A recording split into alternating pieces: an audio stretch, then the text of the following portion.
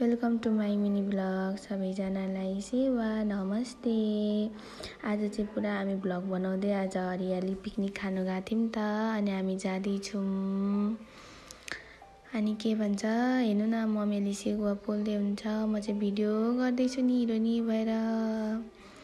अनि यहाँनिर के भन्छ सानीहरू गफ गर्दै सेगुवा पोल्दै हुन्थ्यो, अनि मैले जिस्काइदिएको थिएँ, अनि पुरा हाँस्दै हुनुहुन्छ मक्ख परी।